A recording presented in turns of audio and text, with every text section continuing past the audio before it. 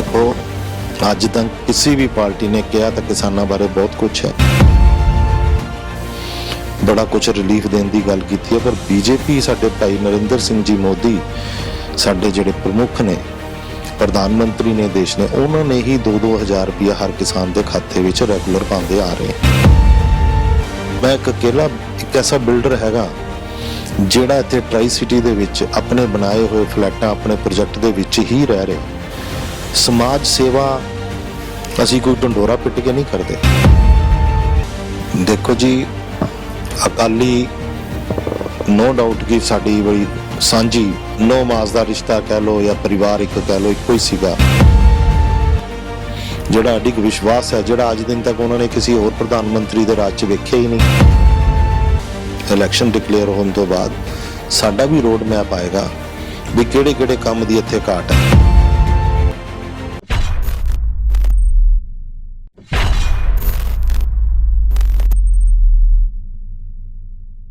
खबर आपकी नाल जुड़े सारे दर्शकों का जी स्वागत है। अज असी जिहड़ी शख्सियत नाल गल करन जा रहे हैं उन्हां दा नाम है संजीव खन्ना जी। संजीव खन्ना जी का नाम अजकल बहुत चर्चा च है क्योंकि अकाली दल नाल बीजेपी का गठबंधन टुट चुका है। हुण बीजेपी दे उम्मीदवार ऐलानना बाकी है, चोणां दा दंगल जिहड़ा शुरू हो चुका है। संजीव खन्ना जी का नाम इस वक्त टॉप ते है, शायद कल नूं 6 बजे तक या 6 बजे तो पहला अनाउंसमेंट हो जाए टिकट की इन्हां दी। असीं सिर्फ चर्चा करते हैं चोणों के उपर, बीजेपी किस तरह इस इलाके नूं कवर करेगी, किस तरह अपनी लीड बनाएगी या पंजाब च किस तरह इन चोणों च मुकाबला करेगी। संजीव खन्ना जी तुहाडा स्वागत है जी। चैनल नमस्कार भाई साहब। खन्ना जी दसो पहला तुहाडे कोल ਜਿਹੜਾ ਹੁਣ ਨਾਮ ਚਰਚਾ ਚ ਆਇਆ, ਉਸ ਤੋਂ ਪਹਿਲਾਂ ਗਾਂਧੀ ਜੀ ਦਾ ਨਾਮ ਚਰਚਾ ਚ ਸੀ, ਫਿਰ ਕੱਲ ਪਰਸੋਂ ਦੀ ਨਿਊਜ਼ ਆ ਰਹੀ ਨੇ ਜਿਹੜੇ ਕ੍ਰਿਕਟਰ ਨੇ ਦਿਨੇਸ਼ ਮੋਂਗਿਆ ਜੀ ਉਹ ਵੀ ਚਾਹਵਾਨ ਨੇ ਉਸ ਡੇਰਾਬੱਸੀ ਕਨਸਟੀਚੁਐਂਸੀ ਤੋਂ ਮੈਨੂੰ ਟਿਕਟ ਮਿਲੇ। ਇਸ ਤੋਂ ਪਹਿਲਾਂ ਤੁਹਾਡੇ ਕੋਲ ਬੀਜੇਪੀ ਦਾ ਕਿਹੜਾ ਅਹੁਦਾ ਸੀ ਜਿਸ ਕਰਕੇ ਤੁਹਾਡਾ ਨਾਮ ਚਰਚਾ ਚ ਆਇਆ? ਮੇਰੇ ਕੋਲ ਸਰ ਪ੍ਰਦੇਸ਼ ਕਾਰਜਕਾਰਨੀ ਦਾ ਮੈਂ ਸਦੱਸਿਆ ਹਾਂ ਬੀਜੇਪੀ ਦਾ, ਤੇ ਇੱਕ ਸਮਾਜ ਸੇਵੀ ਹਾਂ ਪ੍ਰਮੁੱਖ ਇਸ ਏਰੀਏ ਦਾ। ਤੇ संगठन का देखो सर काम है, संगठन जिहड़ा है बहुत कुछ सोच समझ के सर्वे अपने करवा के अलग अलग तरीके नाल, बड़ा लंबा प्रोसैस है। साडा बीजेपी का संगठन बहुत वड्डा है, इहदे विच संघ भी है, होर भी बड़ी साडे अदारे ने जिन्हां कोलों हर तरफ तो ग्राउंड रूट तो सारी जिन्नी भी अपनी बातचीत नाल ये अपनी पता करते हैं भी किहड़ा कैंडीडेट देश वास्ते, समाज वास्ते, लोगों वास्ते, लोगों के हित वास्ते काम कर सकता है, उहदा ही चोण हुंदा है। ते जिन्ना सीनियोरिटी च कोई बंदा हुंदा है उन्ना ही हुंदा है। कई बार किसी सैलीब्रिटी नूं भी मौका दे के ज्वाइन करवाया जाता है ते इलैक्शन लड़वाए जाते हैं। साडा कोई ऐसा पहला दूसरा या तीसरे नंबर के आधार का कोई मतलब नहीं है। एक पैनल च नाम जाता है, वो भी पैनल जिहड़ी साडी इत्थों प्रदेश भेजदा है, वो जाके दिल्ली ही सारी कनक्लूजन कढ़ के ते नाम अनाउंस किया जाता है। ये नहीं पता होंदा किनू टिकट मिलनी है किनू नहीं मिलनी, ना किसी नूं पहला कोई थापड़ा दिता जाता है। तुहानूं कोई लगदा इस बार बीजेपी की करिश्मा करेगी कि तुहानूं पता किसान अंदोलन जिहड़ा होया पंजाब च 700 किसानां दी जान गई इस अंदोलन च, ਤੇ ਵਿਦਰੋਹ ਦਾ ਸਾਹਮਣਾ ਸਭ ਤੋਂ ਜ਼ਿਆਦਾ ਇੱਕ ਪਾਰਟੀ ਨੂੰ ਕਰਨਾ ਪਿਆ, ਕਿਸਾਨਾਂ ਦੇ ਗੁੱਸੇ ਦਾ ਸਾਹਮਣਾ ਬੀਜੇਪੀ ਨੂੰ ਕਰਨਾ ਪਿਆ। ਤੁਹਾਨੂੰ ਲੱਗਦਾ ਨਹੀਂ ਅਗਰ ਤੁਸੀਂ ਆਪਣੀ ਕੰਸਟੀਚੁਐਂਸੀ ਦੇ ਅੰਦਰ 90 ਤੋਂ ਜ਼ਿਆਦਾ ਪਿੰਡ ਨੇ, ਅਗਰ ਤੁਸੀਂ ਪਿੰਡਾਂ 'ਚ ਵੋਟ ਮੰਗੋਗੇ ਤਾਂ ਵਿਰੋਧ ਦਾ ਸਾਹਮਣਾ ਕਿੱਦਾਂ ਕਰੋਗੇ ਕਿਸਾਨਾਂ ਦਾ? ਐਸਾ ਕੁਝ ਨਹੀਂ ਹੈ। ਕਿਸਾਨਾਂ ਨਾਲ ਸਾਡਾ ਸ਼ੁਰੂ ਤੋਂ ਭਾਈਚਾਰਾ ਰਿਹਾ ਹੈ। ਕਿਸਾਨੀ ਅੰਦੋਲਨ ਜਿਹੜਾ ਸੀਗਾ ਉਹ ਪਿਓਰ ਕਿਸਾਨੀ ਅੰਦੋਲਨ ਨਾ ਹੋ ਕਰਕੇ ਤੁਹਾਨੂੰ भी पता है एक ਜਿਹੜਾ है पॉलिटिकल एजेंडा बन के रह गया ਸੀਗਾ। ਸਾਡੇ प्रधानमंत्री जी ने प्रकाश पर्व के दिहाड़े ਦੇ ਉੱਤੇ ਇਹ बिल्कुल स्पष्ट तौर ਤੇ ਕਿਹਾ कि मेरे ਕੰਮ 'ਚ, मेरी नीयत 'ਚ, मेरे कानूनां 'ਚ कोई कमी नहीं सी। फिर भी अगर लोग ਇਹਨਾਂ ਨੂੰ नहीं पसंद करते मैं ਉਹਨਾਂ ਤੋਂ माफ़ी ਮੰਗਦਾ ਤੇ मैं ਇਹਨਾਂ ਕਾਨੂੰਨਾਂ ਨੂੰ ਵਾਪਸ ਲੈਂਦਾ। ਤੇ ਕਿਸਾਨਾਂ ਨਾਲ ਸਾਡਾ ਕਦੇ ਵਿਦਰੋਹ ਨਹੀਂ ਰਿਹਾ। ਅਸੀਂ ਪਿੰਡਾਂ 'ਚ ਜਾਈਏ, ਸਾਡਾ ਭਾਈਚਾਰਾ ਹੈ, ਸਾਡਾ 9 ਮਾਸ ਦਾ ਰਿਸ਼ਤਾ ਹੈਗਾ। ਇਹ ਸਿਰਫ ਕੁਝ ਸ਼ਰਾਰਤੀ ਤੱਤਵ ਹੈਗੇ ਨੇ ਜਿਹੜਾ ਇਸ ਚੀਜ਼ ਦਾ ਫਾਇਦਾ ਚੱਕਦੇ ਨੇ ਤੇ ਸਾਰੇ ਪੇੜ ਨੇ। ਕਿਸਾਨਾਂ ਬਾਰੇ ਕਿਹਾ ਜਾਂਦਾ ਵੀ ਬੀਜੇਪੀ ਕਿਸਾਨਾਂ ਦੇ ਹੱਕ 'ਚ ਕੁਝ ਪੈਸੇ ਵੀ ਉਹਨਾਂ ਦੇ ਅਕਾਊਂਟ 'ਚ ਪਾਏ ਗਏ ਨੇ। ਉਸ ਦੇ ਬਾਵਜੂਦ ਵੀ ਤੁਹਾਨੂੰ ਲੱਗਦਾ ਹੈ ਕਿ ਕਿਸਾਨ ਨੂੰ ਕਨਵਿੰਸ ਹੋ ਜਾਣਗੇ? ਦੇਖੋ, ਅੱਜ ਤੱਕ ਕਿਸੇ ਵੀ ਪਾਰਟੀ ਨੇ ਕਿਹਾ ਤਾਂ ਕਿਸਾਨਾਂ ਬਾਰੇ ਬਹੁਤ ਕੁਝ ਹੈ, ਬੜਾ ਕੁਝ ਰਿਲੀਫ ਦੇਣ ਦੀ ਗੱਲ ਕੀਤੀ ਹੈ, ਪਰ ਬੀਜੇਪੀ, ਸਾਡੇ ਭਾਈ ਨਰਿੰਦਰ ਸਿੰਘ ਜੀ ਮੋਦੀ, ਸਾਡੇ ਜਿਹੜੇ ਪ੍ਰਮੁੱਖ ਨੇ, ਪ੍ਰਧਾਨ ਮੰਤਰੀ ਨੇ ਦੇਸ਼ ਨੇ, ਉਹਨਾਂ ਨੇ ਹੀ 2-2 ਹਜ਼ਾਰ ਰੁਪਇਆ ਹਰ ਕਿਸਾਨ ਦੇ ਖਾਤੇ ਵਿੱਚ ਰੈਗੂਲਰ ਪਾਉਂਦੇ ਆ ਰਹੇ ਹੈ ਤੇ ਸਾਰੇ ਕਿਸਾਨਾਂ ਨੂੰ ਇਹ ਪੈਸਾ ਮਿਲਦਾ ਆ ਰਿਹਾ।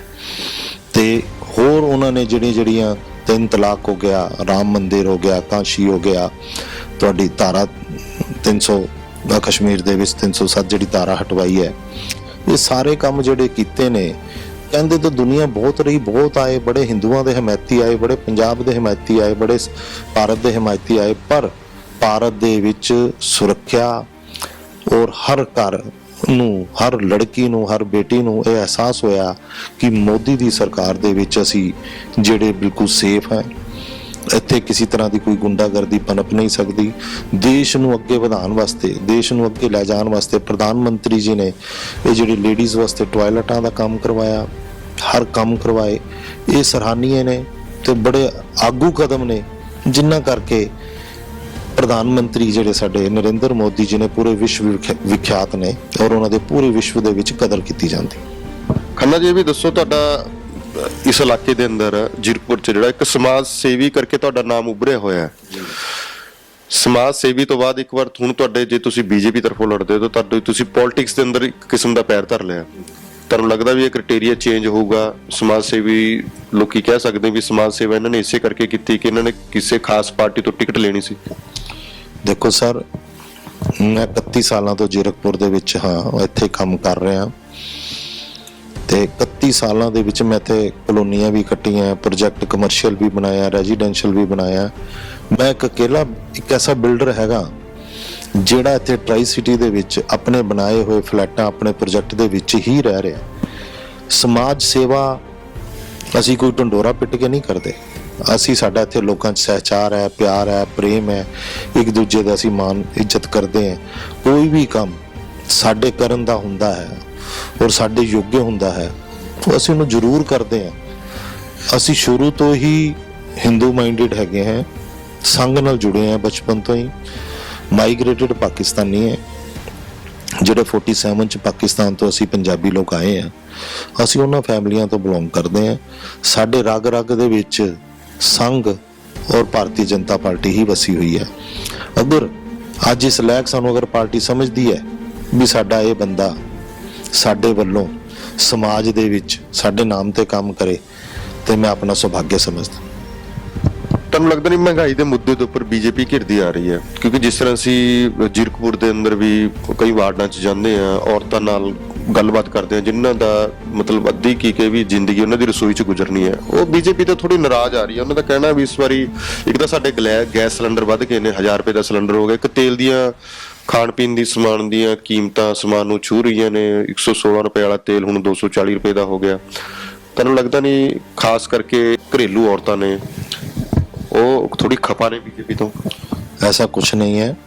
ਜਿਹੜੀ ਔਰਤਾਂ ਵਾਸਤੇ ਮੋਦੀ ਸਾਹਿਬ ਨੇ ਇੰਨੇ ਕੰਮ ਕੀਤੇ ਨੇ ਜਿਹਦੇ ਕਰਕੇ ਉਹ ਮੋਦੀ ਸਾਹਿਬ ਤੋਂ ਖਫਾ ਨਹੀਂ ਹੋ ਸਕਦੇ, ਬੀਜੇਪੀ ਤੋਂ ਖਫਾ ਨਹੀਂ ਹੋ ਸਕਦੀਆਂ। ਰਹੀ ਗੱਲ ਮਹਿੰਗਾਈ ਦੀ, ਮਹਿੰਗਾਈ ਇਕੱਲੇ ਭਾਰਤ 'ਚ ਨਹੀਂ ਹੈਗੀ, ਪੂਰੇ ਸੰਸਾਰ 'ਚ ਹੈ।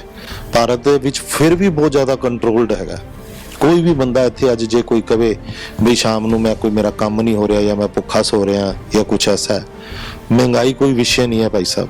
ਇਹ ਫਾਈਨਾਂਸ ਮਿਨਿਸਟਰੀ ਨੇ ਇਸ ਨੂੰ ਕੰਟਰੋਲ ਕਰਨਾ ਹੁੰਦਾ ਹੈ ਔਰ ਕੰਟਰੋਲ ਕਰਕੇ GDP ਦੀ ਜੋ ਵੀ ਦਰ ਹੈ ਸਾਡੇ ਇੱਥੇ ਬਿਲਕੁਲ ਠੀਕ ਚੱਲ ਰਹੀ ਹੈ। ਐਸਾ ਕੁਛ ਨਹੀਂ ਹੈ। ਹਰ ਤਰੀਕੇ ਨਾਲ ਜਿਹੜਾ ਵੀ ਸਾਡਾ ਵਿਭਾਗ ਹੈ ਇਹਦਾ ਮਹਿੰਗਾਈ ਦਾ, ਆਪਣਾ ਜਿਸ ਤਰ੍ਹਾਂ ਫਾਈਨਾਂਸ ਡਿਪਾਰਟਮੈਂਟ ਹੈ ਜਾਂ ਹੋਰ ਖਾਦਿਆ ਪੂਰਤੀ ਹੈ ਜਾਂ ਹੋਰ ਹੈ, ਸਾਰੇ ਇਸ ਤੇ ਕੰਟਰੋਲ ਕਰਦੇ ਆ। ਮੈਨੂੰ ਤਾਂ ਨਹੀਂ ਲੱਗਦਾ ਕਿ ਕੋਈ ਜ਼ਿਆਦਾ ਲੰਬੀ ਚੌੜੀ ਮਹਿੰਗਾਈ ਹੈਗੀ ਹੈ ਜੀ। ਕਦੇ ਚੀਜ਼ ਦਾ ਰੇਟ ਵੱਧ ਜਾਂਦਾ, ਕਦੇ ਘਟ ਜਾਂਦਾ, ਇਹ ਤਾਂ ਖਪਤ ਦੇ ਉੱਤੇ ਹਿਸਾਬ ਹੈ ਤੇ ਫਸਲ ਤੇ ਹੈ। ਤੁਹਾਨੂੰ ਲੱਗਦਾ ਨਹੀਂ ਪਹਿਲਾਂ ਜਿੱਦਾਂ ਜੀ ਬੀਜੇਪੀ ਦੀ ਸਹਿਯੋਗੀ ਪਾਰਟੀ ਅਕਾਲੀ ਦਲ ਰਹੀ ਹੈ, ਤੁਸੀਂ ਇਕੱਠੇ ਲੜ ਕੇ ਕਾਫੀ ਚੋਣਾਂ ਇਲੈਕਸ਼ਨਾਂ ਜਿੱਤੀਆਂ, ਸਰਕਾਰਾਂ ਵੀ ਰਹੀਆਂ, ਬਣਦੀਆਂ ਰਹੀਆਂ, ਭਾਈਵਾਲ ਤੁਸੀਂ ਰਹੋ, ਇਸ ਵਾਰ ਤੁਸੀਂ ਅਲੱਗ ਲੜੇ ਹੋ। ਤੇ ਜਿਹੜੀ ਉਹ ਅਕਾਲੀ ਦਲ ਦਾ ਮੰਨਣਾ ਹੈ ਵੀ ਬੀਜੇਪੀ ਜਿੱਥੇ ਵੀ ਜਿੱਤਦੀ ਸਾਡੇ ਸਮਰਥਨ ਨਾਲ ਜਿੱਤਦੀ ਰਹੀ, ਵੀ ਹੁਣ ਅਸੀਂ ਉਹਨਾਂ ਨਾਲ ਨਹੀਂ ਆ, ਉਹਨਾਂ ਦਾ ਇੰਨਾ ਗਹਿਰਾ ਪ੍ਰਭਾਵ ਪੰਜਾਬ ਦੀ ਪੋਲਿਟਿਕਸ ਉੱਪਰ ਬੀਜੇਪੀ ਦਾ ਨਹੀਂ ਹੈ, ਇਸ ਵਾਰੀ ਉਹਨਾਂ ਦੇ ਕੈਂਡੀਡੇਟਾਂ ਦੀਆਂ ਜ਼ਮਾਨਤਾਂ ਜ਼ਬਤ ਹੋ ਸਕਦੀਆਂ ਨੇ। ਕੀ ਕਹਿਣਾ ਚਾਹੋ? ਦੇਖੋ ਜੀ, ਅਕਾਲੀ ਨੋ ਡਾਊਟ ਕਿ ਸਾਡੀ ਬੜੀ ਸਾਂਝੀ ਨੋ ਮਾਸ ਦਾ ਰਿਸ਼ਤਾ ਕਹਿ ਲਓ ਜਾਂ ਪਰਿਵਾਰ ਇੱਕ ਕਹਿ ਲਓ, ਇੱਕੋ ਹੀ ਸੀਗਾ। ਕੁਝ ਮਤਭੇਦ ਹੋਣ ਕਰਕੇ ਅਸੀਂ ਅਲੱਗ ਹੋਏ ਹਾਂ। ਮੈਂ ਪੰਜਾਬ ਬਾਰੇ ਤਾਂ ਨਹੀਂ ਜਾਣਦਾ, ਪਰ ਜਿਹੜੀ ਸਾਡੀ ਇਹ ਜੀਰਕਪੁਰ ਬੈਲਟ ਹੈ ਜਾਂ ਡੇਰਾਬੱਸੀ ਹਲਕਾ ਜਿਹਨੂੰ ਆਪਾਂ ਕਹਿੰਦੇ ਆ, ਇਹਦੇ ਵਿੱਚ ਨਵਾਂ ਵਸਿਆ ਏਰੀਆ ਹੈਗਾ ਔਰ ਇੱਥੇ ਸਾਰੇ ਲੋਕ ਮਾਈਗ੍ਰੇਟਿਡ ਨੇ। ਕੋਈ ਪੰਜਾਬ ਤੋਂ ਹੈ, ਮੈਕਸਿਮਮ ਲੋਕ ਹਿਮਾਚਲ ਤੋਂ, ਹਰਿਆਣਾ ਤੋਂ, ਰਾਜਸਥਾਨ ਤੋਂ ਇੱਥੇ ਆ ਕੇ ਵਸੇ ਹੋਏ ਨੇ। ਤੇ ਇੱਥੇ 70% ਆਬਾਦੀ ਜਿਹੜੀ ਹੈ ਹਿੰਦੂ ਮਾਈਂਡਡ ਲੋਕਾਂ ਦੀ ਹੈ। ਨੋ ਮਾਸ ਦਾ ਰਿਸ਼ਤਾ ਹੋਣ ਕਰਕੇ ਅਸੀਂ ਲੋਕ ਹਮੇਸ਼ਾ ਤੱਕੜੀ ਦੇ ਨਾਲ ਹੀ ਜੁੜੇ ਰਹੇ ਔਰ ਤੱਕੜੀ ਦੇ ਨਾਲ ਹੀ ਇਲੈਕਸ਼ਨ ਲੜਦੇ ਰਹੇ। ਪਰ ਹੁਣ ਇਹ ਸਾਡੇ ਸੰਗਠਨ ਨੇ ਜੋ ਵੀ ਫੈਸਲਾ ਲਿਆ ਕਿ ਅਸੀਂ ਆਪਣਾ ਅਲੱਗ ਹੋ ਕੇ ਇਕੱਲੇ ਲੜਨਾ, ਤੇ ਅਸੀਂ ਅਲੱਗ ਹੋ ਕੇ ਲੜਾਂਗੇ। ਬਾਕੀ ਰਹੀ ਬਹੁਮਤ ਦੀ ਗੱਲ ਜਾਂ ਜ਼ਮਾਨਤ ਜ਼ਬਤ ਹੋਣ ਦੀ ਗੱਲ, ਉਹ ਇਲੈਕਸ਼ਨ ਦੱਸਣਗੇ, ਲੋਕ ਦੱਸਣਗੇ ਬਈ ਕੀ ਲੋਕਾਂ ਦੇ ਮਨ ਦੇ ਵਿੱਚ ਹੈਗਾ।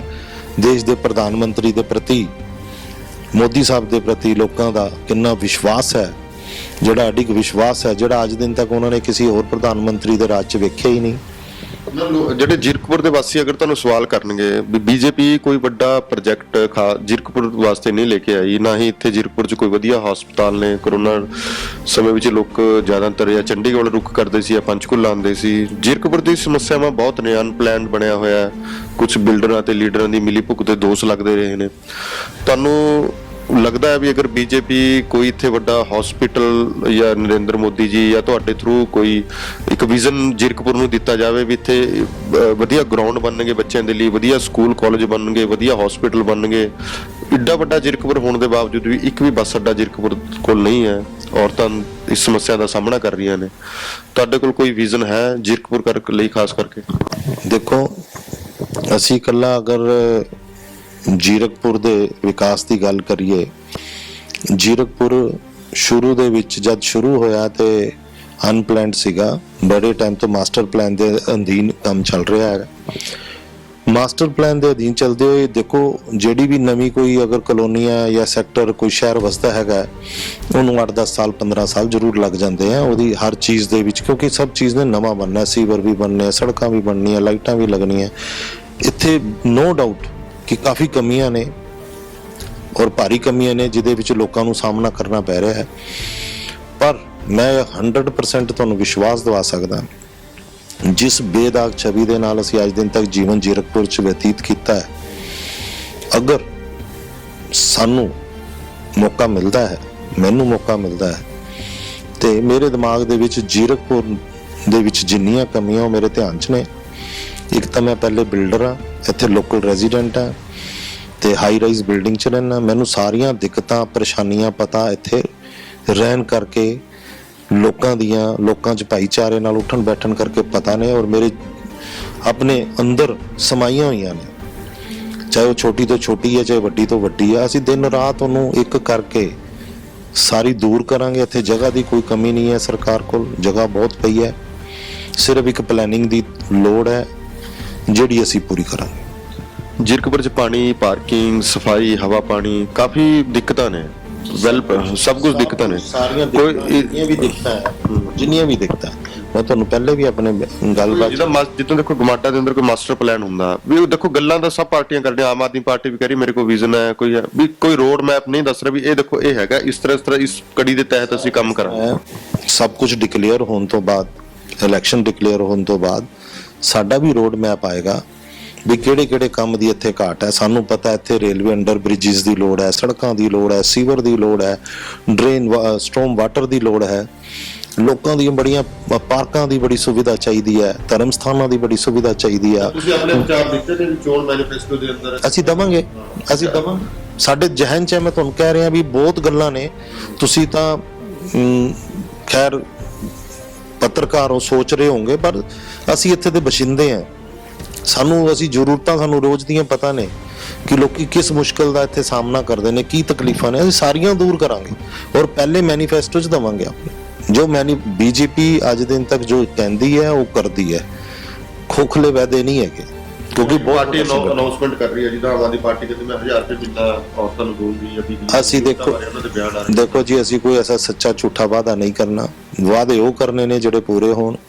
ਲੋਕਾਂ ਦੀ ਇੱਕ ਜੇਬ ਚੋਂ ਕੱਢ ਕੇ ਦੂਜੇ ਦੀ ਜੇਬ 'ਚ ਨਹੀਂ ਪਾਣਾ। ਕਿਸੇ ਨੂੰ ਬੇਵਕੂਫ ਬਣਾ ਕੇ ਅਸੀਂ ਨਹੀਂ ਲੈਣਾ। ਜੋ ਲੋਕਾਂ ਦੀ ਭਲਾਈ ਹਿੱਤ ਕੰਮ ਹੋਣਗੇ ਉਹ ਕੰਮ ਜ਼ਰੂਰ ਕੀਤੇ ਜਾਣਗੇ। ਖੰਨਾ ਜੀ, ਤੁਹਾਨੂੰ ਲੱਗਦਾ ਨਹੀਂ ਹੈ ਹੁਣ ਚੰਡੀਗੜ੍ਹ 'ਚ ਇਲੈਕਸ਼ਨ ਹੋਈ ਐਮਸੀ ਦੀ, ਆਮ ਆਦਮੀ ਪਾਰਟੀ ਪਹਿਲੀ ਵਾਰ ਲੜੀ ਤੇ ਇੱਕ ਜਿਹਦੀਆਂ ਜੜ੍ਹਾਂ ਗਹਿਰੀਆਂ ਨੇ, ਇੱਕ ਬੀਜੇਪੀ ਪਾਰਟੀ ਬਹੁਤ ਪੁਰਾਣੀ ਪਾਰਟੀ ਹੈ, ਬੜਾ ਤਕੜਾ ਕੈਡਰ ਉਹਦੇ ਕੋਲ ਹੈ ਤੇ ਇੱਕ ਸਿਸਟਮ ਬਹੁਤ ਤਕੜਾ ਹੈ, ਉਸ ਪਾਰਟੀ ਨੂੰ ਐਮਸੀ ਇੱਕ ਛੋਟੀ ਜਿਹੀ ਇਲੈਕਸ਼ਨ ਹੈ ਉਹਦੇ ਵਿੱਚ ਹਰਾਤੀ ਤੇ ਪਹਿਲੇ ਨੰਬਰ ਤੇ ਇੱਕ ਛੋਟੀ ਜਿਹੀ ਪਾਰਟੀ 2014 ਜਿਹੜੀ ਬਣੀ ਸੀ ਆਮ ਆਦਮੀ ਪਾਰਟੀ, ਉਸਨੇ ਬੀਜੇਪੀ ਨੂੰ ਦੂਜੇ ਨੰਬਰ ਤੇ ਧਕੇਲਤਾ, ਕਾਂਗਰਸ ਪਾਰਟੀ ਤੀਜੇ ਨੰਬਰ ਤੇ, ਅਕਾਲੀ ਦਲ ਨੂੰ ਸਿਰਫ ਇੱਕ ਸੀਟ ਮਿਲੀ।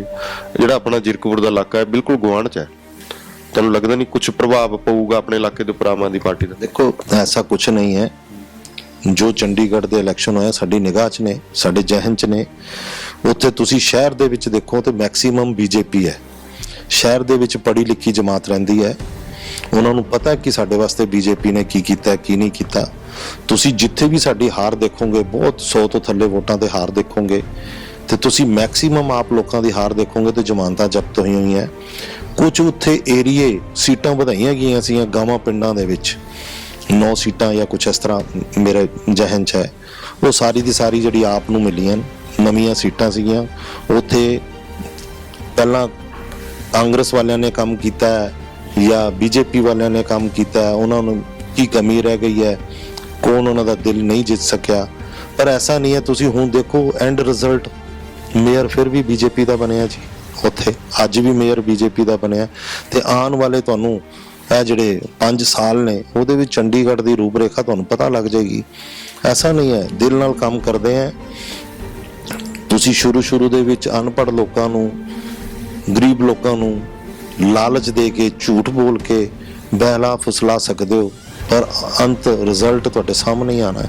ਕੋਈ ਨਾ ਕੋਈ ਅਕਾਲੀ ਦਲ ਦਾ, ਕਾਂਗਰਸ ਦਾ, ਆਮ ਆਦਮੀ ਪਾਰਟੀ ਦੇ ਲੀਡਰ ਦਿੱਲੀ 2-3 ਜੁਆਇਨ ਕਰਨੇ, ਉਸੇ ਸਪੀਡ ਦੇ ਨਾਲ ਸਮਾਜਵਾਦੀ ਪਾਰਟੀ ਉੱਤਰ ਪ੍ਰਦੇਸ਼ ਦੇ ਅੰਦਰ ਬੀਜੇਪੀ ਨੂੰ ਖੋਰਾ ਲਾ ਰਹੀ ਹੈ। ਉਹਨਾਂ ਦੇ ਮੌਜੂਦਾ ਐਮਐਲਏ ਵੀ ਅਸਤੀਫਾ ਦੇ ਕੇ ਸਮਾਜਵਾਦੀ ਪਾਰਟੀ ਜਾ ਰਹੇ ਨੇ। ਤੁਹਾਨੂੰ ਲੱਗਦਾ ਨਹੀਂ ਕੁਝ ਉਲਟ ਫੇਰ ਹੋ ਸਕਦਾ ਹੈ? ਐਸਾ ਕੁਝ ਨਹੀਂ ਹੈ ਭਾਈ ਸਾਹਿਬ। ਉੱਤਰ ਪ੍ਰਦੇਸ਼ ਦੇ ਵਿੱਚ ਤੁਹਾਨੂੰ ਪਤਾ ਯੋਗੀ ਜੀ ਦੀ ਸਰਕਾਰ ਹੈ। ਯੋਗੀ ਜੀ ਨੇ ਉੱਥੇ ਉਹ ਕੰਮ, ਉਹ ਚਮਤਕਾਰ ਕਰ ਦਿੱਤੇ ਨੇ ਜਿਹੜਾ ਕੋਈ ਨਹੀਂ ਕਰ ਸਕਦਾ। ਰਾਤੀ 12 ਵਜੇ ਵੀ ਸਾਡੀ ਧੀ ਭੈਣ ਸੜਕ ਦੇ ਉੱਤੇ ਆਰਾਮ ਨਾਲ ਇਕੱਲੇ ਆ ਜਾ ਸਕਦੀ ਹੈ। ਕਿਸੇ ਪ੍ਰਕਾਰ ਦਾ ਡਰ ਭਾਈ ਯੂਪੀ ਦੇ ਵਿੱਚ ਗੁੰਡਾਗਰਦੀ ਸਭ ਖਤਮ ਹੋ ਚੁੱਕਿਆ ਹੈਗਾ। ਬੜੇ ਜਿਹੜੇ ਐਮਐਲਏ ਵਿਰੋਧ 'ਚ ਖੜੇ ਹੋ ਗਏ, ਉਹਨਾਂ ਦੀ ਆਪਣੀ ਪਰਸਨਲ ਕੀ ਲਾਲਚ ਹੈ ਕਿ ਉਹ ਉਹਨਾਂ ਨੇ ਕੰਮ ਨਾ ਕੀਤੇ ਹੁਣ ਆਪਣੇ ਹਲਕੇ ਦੇ ਵਿੱਚ ਤੇ ਸੀਟਾਂ ਮੰਗ ਰਹੇ, ਉਹਨੂੰ ਯੋਗੀ ਜੀ ਨੇ ਨਾ ਕੀਤੀ, ਉਹਦੇ ਦੂਜੇ ਪਾਸੇ ਜਾ ਕੇ ਮਿਲ ਗਏ। ਦੇਖੋ, ਇਹ ਉਠਾ ਪਟਕ ਚਲਦੀ ਰਹਿੰਦੀ ਹੈ। ਪੰਜਾਬ 'ਚ ਸਾਡੇ 'ਚ ਆ ਕੇ ਲੋਕੀ ਜੁੜ ਰਹੇ ਨੇ, ਉੱਥੇ ਜਾ ਰਹੇ ਨੇ। ਜਿਹੜੇ ਯੋਗੇ ਵਿਅਕਤੀ ਹੋਣਗੇ ਉਹੀ ਯੂਪੀ ਦੇ ਵਿੱਚ ਇਲੈਕਸ਼ਨ ਲੜਨਗੇ, ਕਿਉਂਕਿ ਯੂਪੀ 'ਚ ਯੋਗੀ ਜੀ ਬੈਠੇ ਨੇ। ਯੋਗੀ ਜੀ ਭਾਰਤ ਦਾ ਭਵਿੱਖ ਹੈਗਾ ਤੇ ਸਾਨੂੰ ਉਹਨਾਂ ਉੱਥੇ ਯੂਪੀ ਦੀ ਚਿੰਤਾ ਕਰਨ ਦੀ ਕੋਈ ਜ਼ਰੂਰਤ ਨਹੀਂ ਹੈਗੀ। ਕਿ ਬੀਜੇਪੀ ਕੋਈ ਸਮਝੌਤੇ ਕਰਕੇ ਕੋਈ ਸਰਕਾਰ 'ਚ ਹੇਰ-ਫੇਰ ਕਰਨ ਦੀ ਕੋਸ਼ਿਸ਼ ਕਰੂਗੀ ਜਾਂ ਆਪ ਇੱਕ ਮਜ਼ਬੂਤ ਕੋਰ ਖੜਾ ਕਰਨ ਦੀ ਕੋਸ਼ਿਸ਼ ਕਰੂਗੀ ਪੰਜਾਬ 'ਚ? ਦੇਖੋ, ਐਸਾ ਕੁਝ ਨਹੀਂ ਹੈ ਕਿ ਪੰਜਾਬ ਦੇ ਵਿੱਚ ਪਹਿਲੀ ਵਾਰ ਬੀਜੇਪੀ 117 ਸੀਟਾਂ ਤੇ ਇਲੈਕਸ਼ਨ ਲੜਨ ਜਾ ਰਹੀ ਹੈ। ਸਾਰੀ ਪਾਰਟੀਆਂ ਇੱਥੇ ਪਹਿਲੇ ਅਸੀਂ ਅਲਾਈਅੰਸ ਔਰ ਸਮਝੌਤੇ ਦੇ ਤਹਿਤ ਲੜਦੇ ਸੀਗੇ, ਹੁਣ ਵੱਖ ਹੋ ਕੇ ਲੜ ਰਹੇ ਆ। ਤੇ ਸਾਰੇ ਬੰਦੇ ਹੁਣ ਪਹਿਲੀ ਵਾਰ ਤਾਂ ਜਿਹੜਾ ਵੀ ਬੰਦਾ ਆਏਗਾ ਦਿਲ ਨਾਲ ਆ ਰਿਹਾ ਔਰ ਦਿਲ ਨਾਲ ਜੁਆਇਨ ਕਰ ਰਿਹਾ, ਚਾਹੇ ਉਹ ਕਿਸੇ ਨਾ ਕਿਸੇ ਦੇ ਤਾਂ ਕਿਸੇ ਪਾਰਟੀ ਦੀ ਮੋਹਰ ਲੱਗੀ ਹੋਈ ਹੈ ਜੀ। ਉਹ ਆਪਣੀਆਂ ਸਾਰੀਆਂ ਮੋਹਰਾਂ ਨੂੰ ਦਰਕਿਨਾਰ ਕਰਦੇ ਹੋਏ ਬੀਜੇਪੀ ਦੇ ਪ੍ਰਤੀ ਆਪਣਾ ਵਿਸ਼ਵਾਸ ਜਤਾਉਂਦੇ। ਕੁਝ ਨਾ ਕੁਝ ਤਾਂ ਬੀਜੇਪੀ ਦੇ ਵਿੱਚ ਹੋਊਗਾ, ਐਸਾ ਕਸ਼ਿਸ਼ ਹੋਏਗੀ ਜਿਹੜੀ ਨਾ ਸਾਰਿਆਂ ਨੂੰ ਖਿੱਚ ਰਹੀ ਹੈ ਕਿ ਨਹੀਂ, ਮੋਦੀ ਜੀ ਦੀ ਪਾਰਟੀ ਹੈ। ਮੋਦੀ ਜੀ ਭਾਰਤ ਦੇ ਜਿਹੜੇ ਨੇ ਮੰਨੇ ਜਿਹੜੇ ਪ੍ਰਧਾਨ ਮੰਤਰੀ ਨੇ, ਜਿਨ੍ਹਾਂ ਦੀ ਬਹੁਤ ਜ਼ਿਆਦਾ ਰਿਸਪੈਕਟ ਇੱਜ਼ਤ ਹੈ, ਵੀ ਅਸੀਂ ਵੀ ਉਸ ਦਾ ਇੱਕ ਹਿੱਸਾ ਬਣੀਏ। ਇਸ ਕਰਕੇ ਚਲੇ ਆ ਰਹੇ ਹਾਂ ਸਾਰੇ, ਤੇ ਉਹਨਾਂ ਦਾ ਵੈਲਕਮ ਹੈ, ਸਵਾਗਤ ਹੈ ਸਭ ਦਾ।